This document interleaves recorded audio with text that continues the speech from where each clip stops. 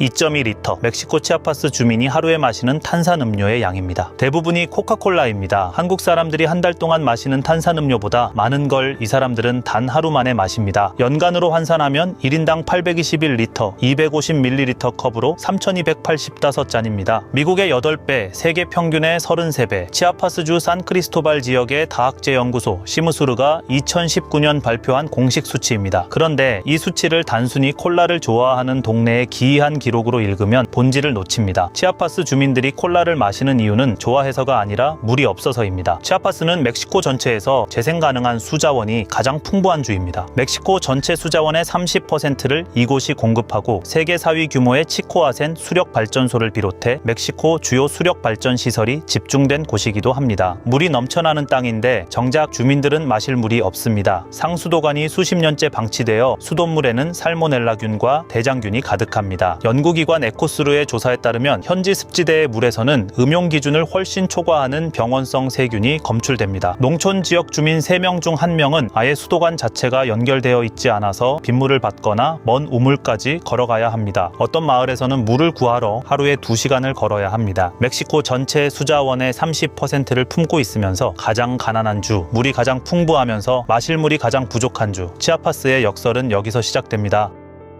산크리스토발 외곽 원주민 마을 산펠리페 카테펙에서 도시로 향하는 길목에 거대한 공장이 하나 있습니다. 코카콜라의 보틀링 파트너인 멕시코 기업 펜사가 운영하는 코카콜라 공장입니다. 이 공장은 1994년에 문을 열었고 우이테펙산 아래로 130m 깊이의 우물 2개를 박아 지하수를 끌어올립니다. 연간 허가량은 약 5억 리터이며 2016년 기준 하루 실제 추출량은 108만 리터에 달했습니다. 멕시코 전역에서 소비되는 코카콜라 제품의 약 7%가 이 한 곳에서 만들어집니다. 문제는 이 공장 바로 옆마을 산펠리페의 우물 깊이가 고작 25m라는 겁니다. 130m짜리 빨대와 25m짜리 빨대가 같은 지하수층에 꽂혀 있으면 결과는 뻔합니다. 실제로 2010년대 초부터 마을 우물들이 마르기 시작했습니다. 인근 마을 로스알캄포레스와 터피스카에서도 같은 현상이 보고됩니다. 마을 지도자 후안 우르바노는 12년 동안 지방정부, 주정부, 연방정부에 깊은 우물을 파달라고 요청했지만 아무 일도 일어나지 않았다고 말합니다. 반면 펜사가 멕시코 전역에서 물 허가 한 건당 내는 수수료는 2,600페소, 미화 약 155달러 수준입니다. 시민단체들은 이 금액이 기업이 물에서 얻는 이윤에 비하면 완전히 터무니없는 수준이라고 비판합니다. 펜사 측은 조림사업과 빗물 집수 프로젝트로 사용한 만큼의 물을 보충하고 있다고 반박하지만 산펠리페 주민들의 우물은 여전히 마른 채입니다. 자원이 풍부한 지역에서 그 자원의 혜택이 주민이 아니라 기업에 돌아가는 구조, 경제학에서 말하는 자원의 저주가 치아파스에서 현재 진행형으로 작동하고 있습니다.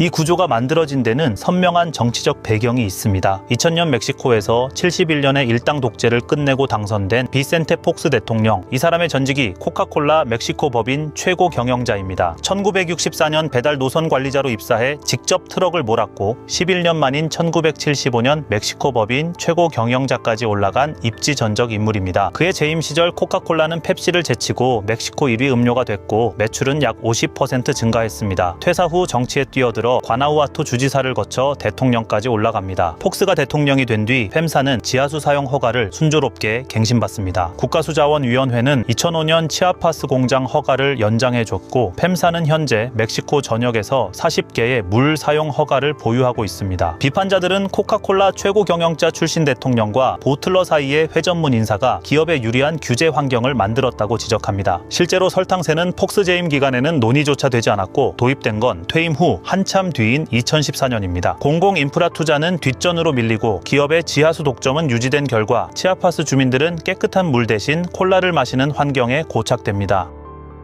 치아파스에서 콜라와 물의 가격 관계는 일반적인 시장 논리와 정반대입니다. 코카콜라는 현지에 공장이 있어 생산 원가와 물류비가 최소화됩니다. 거기에 마약의 원주민 언어인 초치러와 젤타러 등으로 제작한 광고를 집중 투하하고 판매 거점 수도 압도적입니다. 국립의학영양과학연구소의 마르코스 아라나 연구원은 또르티아 가게보다 코카콜라 판매점이 더 가까운 곳에 있다고 증언합니다. 판매처마다 가격을 최대 30%까지 할인하니 시장의 모든 진입로가 코카콜라로 통합니다. 2014년 2014년 연방정부가 리터당 1페소의 설탕세를 도입했을 때 전국적으로는 효과가 있었습니다. 첫 해 구매량이 5.5%, 이듬해 9.7% 감소했습니다. 그런데 멕시코 농촌 지역에서는 실제 가격 인상분이 0.73페소에 그쳤다는 조사 결과가 나왔습니다. 탄산음료 업체들이 세금의 일부를 자체 흡수해 가격 인상 폭을 줄인 겁니다. 농촌 비율이 높은 치아파스에도 이 구조가 그대로 적용됩니다. 정부가 세금으로 소비를 줄이려 하면 기업이 보조금으로 무력화하는 구조입니다. 반대로 깨끗한 생수는 외부에서 운송해야 하고 정수 비용까지 추가되어 가격이 올라갑니다. 대용량으로 갈수록 콜라가 생수와 비슷하거나 더 저렴해지는 경우가 많습니다. 어떤 마트를 가도 투명한 생수보다 검은 탄산음료가 더 넓은 면적을 차지하고 있습니다. 가격이 선택을 지배하고 선택지 자체가 콜라 하나로 수렴하는 시장이 완성된 겁니다.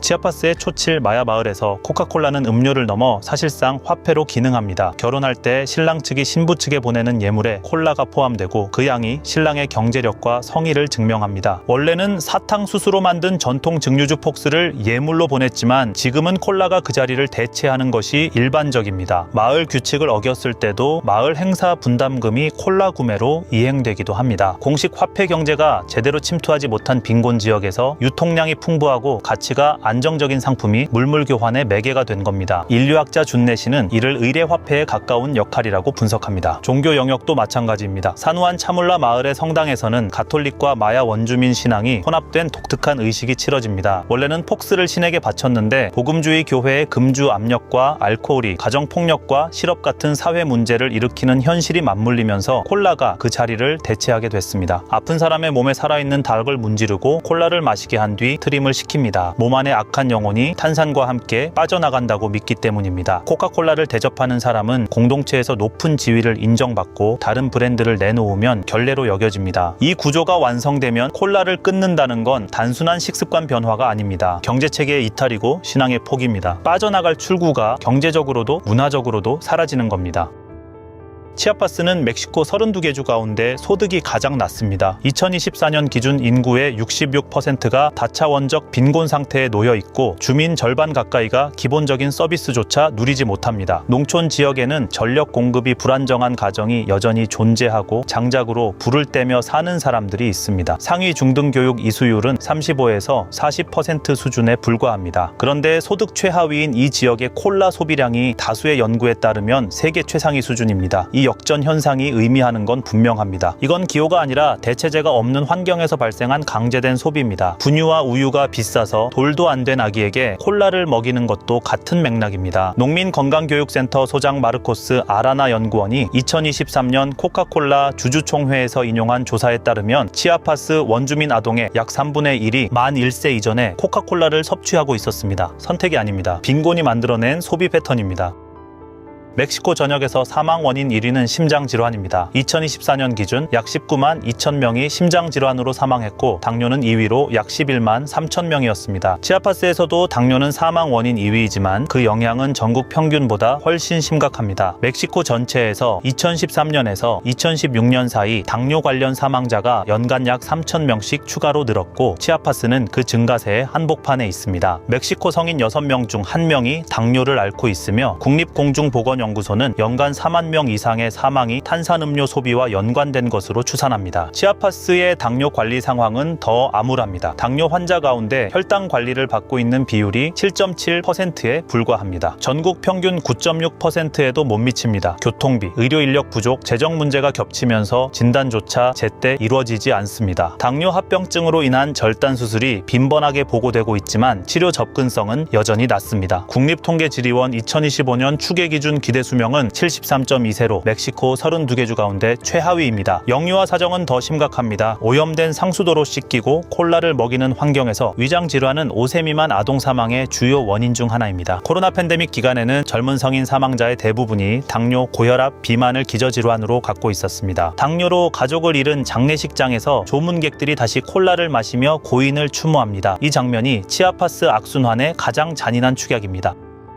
치아파스의 구조를 한 바퀴 돌려보면 고리가 보입니다. 공공 인프라 투자가 없어서 식수를 확보할 수 없고 식수가 없으니 콜라를 마시고 콜라를 마시니 당뇨와 건강 악화로 노동력이 감소하고 노동력이 감소하니 소득이 떨어지고 소득이 떨어지니 다시 비싼 생수 대신 싼 콜라를 선택합니다. 기업은 설탕세를 자체 흡수해 가격을 낮추고 종교와 관습 속에 뿌리내린 콜라 문화는 외부 캠페인으로 쉽게 바뀌지 않습니다. 희망이 전혀 없는 건 아닙니다. 비영리 단체 칸타로 아술은 2006년부터 150개 마을 60만 명에게 정수시설과 위생설비를 보급했고 180개 농촌학교에 깨끗한 물을 공급하면서 콜라 대신 물을 마시자는 교육 프로그램을 운영하고 있습니다. 하버드와 UCSF 연구팀은 컴파니에로스 앤 살루드와 함께 공동 진료 프로그램을 도입해 환자들이 집단으로 식습관을 상담받는 모델을 시험하고 있고 참여자 중 상당수가 실제로 설탕 섭취를 줄였다는 결과도 나왔습니다. 산크리스토발에서는 1,500명이 코카콜라 공장 앞에서 시위를 벌였고 이후 코카콜라는 원주민 마을에 걸려있던 대형 광고판을 철거했습니다. 그러나 시무스르 연구의 저자 하이메 파의 플리에고의 진단은 여전히 비관적입니다. 멕시코 수력 발전의 절반 가까이를 생산하면서도 가장 가난한 주, 물이 가장 풍부하면서 마실 물이 가장 부족한 주, 자원이 있어도 제도와 분배 구조가 무너지면 빈곤은 고착됩니다. 치아파스는 그 명제를 하루 2.2리터의 콜라로 매일 증명하고 있습니다. 오늘 이야기는 여기까지입니다. 감사합니다.